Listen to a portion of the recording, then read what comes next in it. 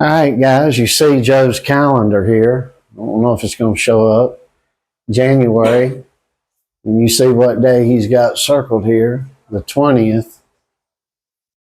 And that is supposed to be inauguration day. And Joe was having a fit to get something up on the calendar so he can mark the damn days till Trump gets back in office.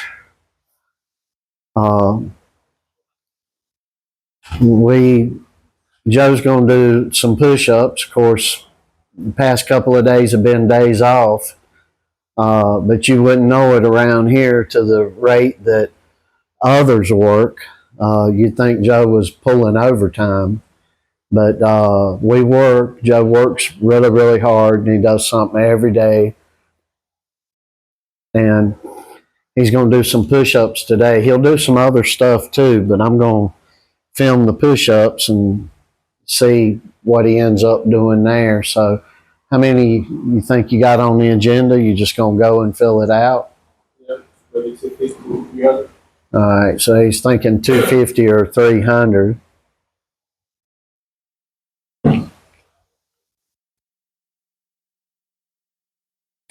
So we'll wait here and see how many he gets. And keep in mind, this is a day off, so I'll be going up and down with the camera. This is just really so you can see it.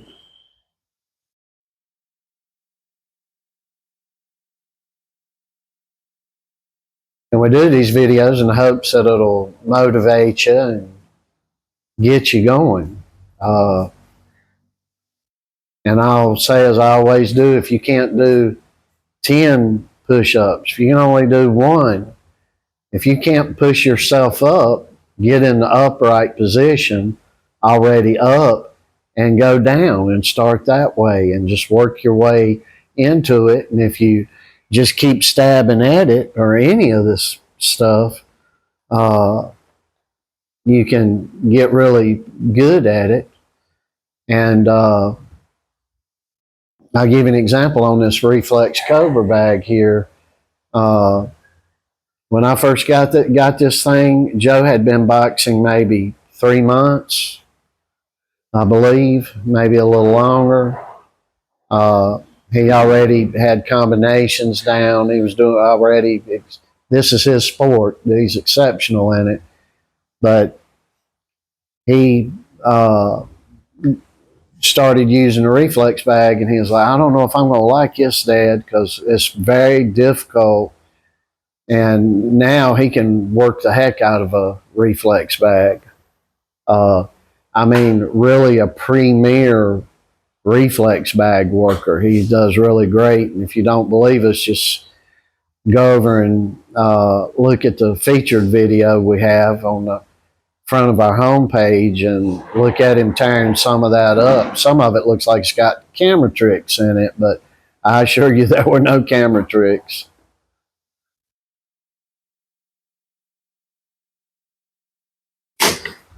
But when he first started, it was really, really difficult. And you got to keep at something. Same thing with a speed bag. I've never seen anybody just come in and start welling on a speed bag. And the double end bags, Joe can tear one of those up, but he couldn't on day one.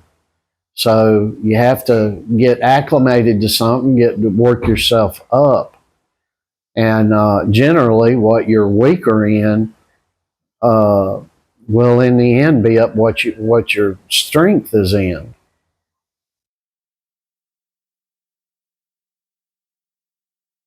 There's a motivation that is sprung up from something being very terribly difficult for you, and you're like, no, I don't want to do push-ups in the gym because I can't do but 5 or 3 or whatever, 10 or 20, and then you do them at home, and then before you know it, will be a strength and a motivational increase of 100-fold in most cases, where you'll get really good at what was difficult for you. Joe is really good with the jump rope. When he first started doing the rope, he was like I was. You get 3 revolutions and you think you accomplished something, but you're sitting there thinking, oh, I'll never be able to do this. And you keep stabbing at it, doing what you don't necessarily want to do, which is fight through gaining the capability to do something superbly. And through that determination and continuation, you'll be really good at it. And Joe can really do great rope work. We don't put as much rope work up as we used to, but boy, Joe is really something to watch. He goes into the gym, he starts jump roping or doing things, and people stop what they're doing to watch him. And it can be bag work of different varieties, all sorts of things. And trust me, it didn't start that way. Joe went through the first 8 weeks or so getting beat up 3 times a week. I had him, the kids were sparring each other. I had Joe spar a Venezuelan professional, a club fighter. 3 times a week, Joe got beat up every time for pert near 2 months, a little over 2 months. That guy just beat Joe up. And Joe was like, I'm going to get him this week, after a couple of 3 weeks. And then Joe would be like, oh, Dad, I nailed him. And his response was just to hit me back that much harder. And a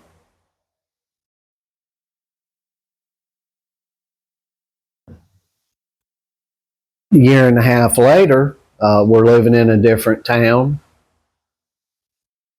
here in Colombia, where we're at in South America, and I invited the guy up.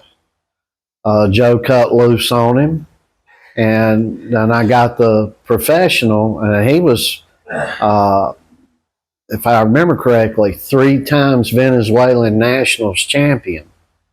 This guy is no joke, still to this day. And Joe cut loose on him, and he backed right up, backed off. He was like, ain't nobody hit like this kid. Then he's asking me to help him increase his punching power.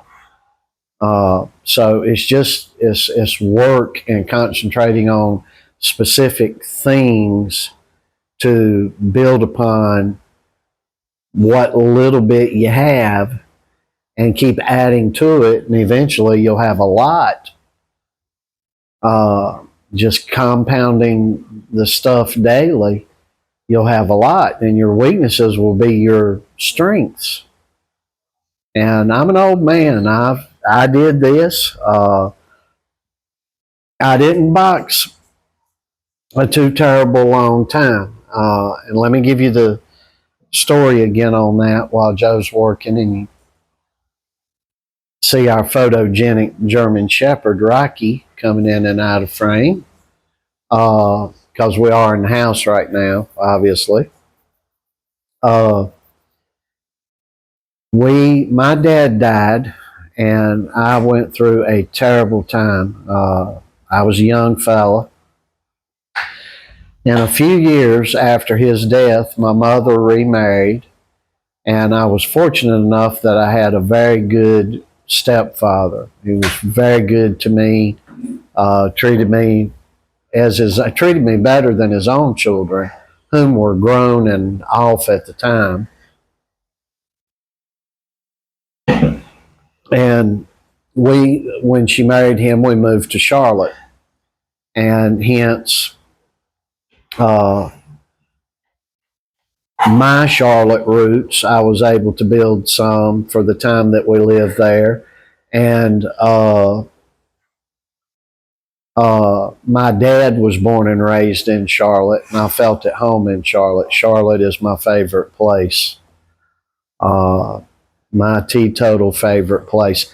I don't know if it would be today because I haven't lived there in many decades, but it's my fondest memories are in Charlotte, in North Carolina. And we got there, and my stepdad was like, I was pretty decent football player. I had played, was playing school football and such, but when we moved there, when I went there, it was after the football season from where we were living, and it was he was like, oh, you need extracurricular activities and such. So he went down and signed me up for Taekwondo. And this is many decades ago. Taekwondo places are all over the place now, but back in my day, my younger day, they were not. And on average per state, you might have one, possibly two places where you could go practice Taekwondo this many decades ago. And so anyway, he took me down and signed me up. And the guy that was doing the class was you walked in there, we see pictures of this guy with Bruce Lee and with Chuck Norris and a lot of other people, with the guy from that was living in Nightdale. I forget the guy's name, but some say is the best kickboxing world champion of all time, and I just can't think his name right now. But anyway, there was a great concentration there at the time, and the guy kept telling me, Dan, dude, you're really, really fast. I think maybe you should do some boxing as well.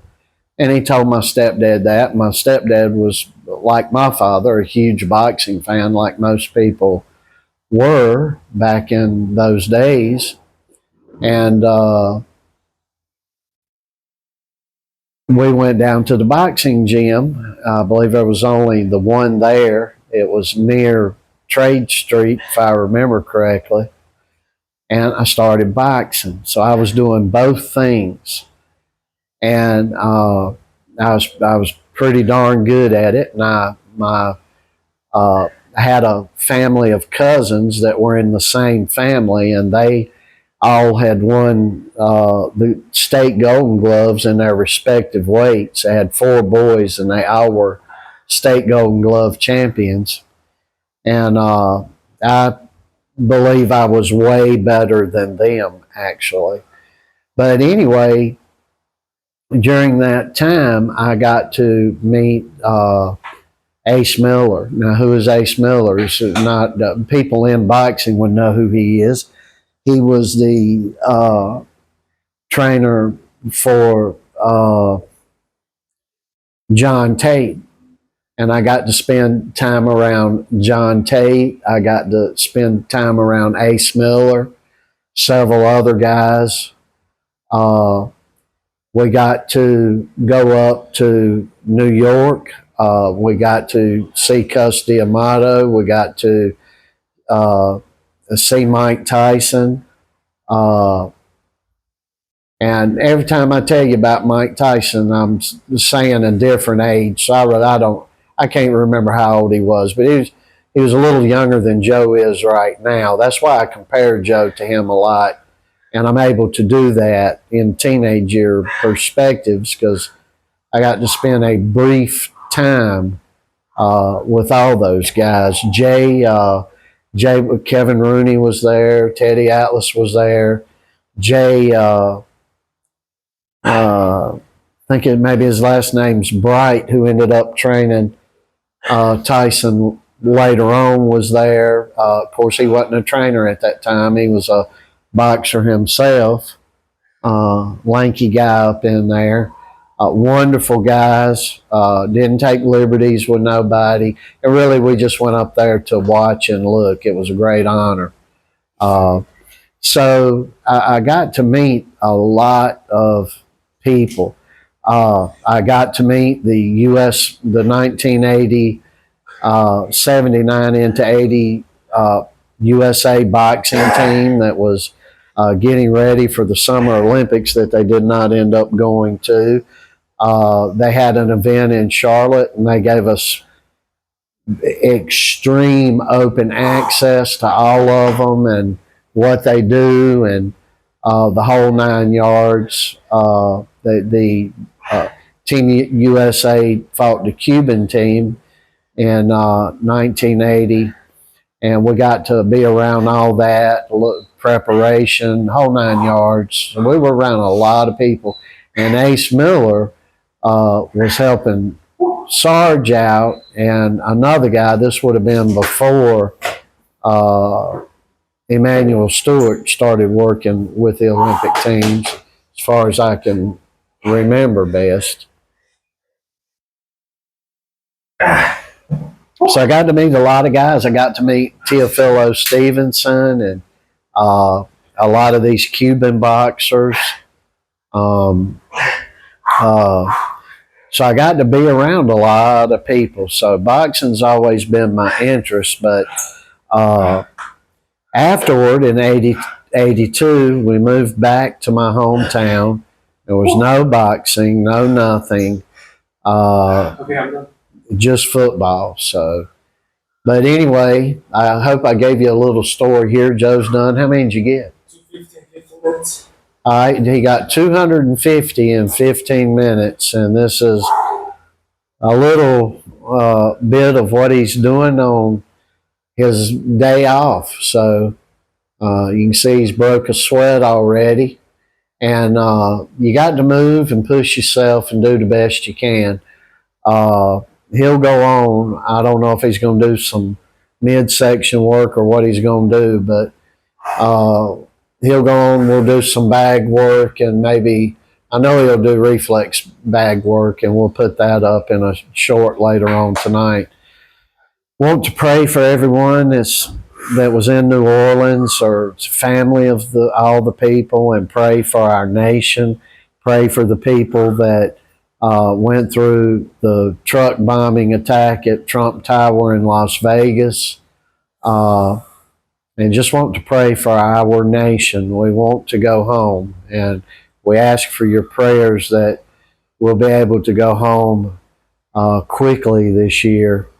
And we want you all to know we love you, and our prayers go out to our nation, and I love you. And I'll finish this like we finish every video. Up in here, Christ is our King in all of our imperfectness and all of our troubles and things like that. Christ is our King up in here and our Savior. And we hope if he's not in your house that he soon will be. Love to everybody, and we hope everybody has a great, wonderful, blessed 2025.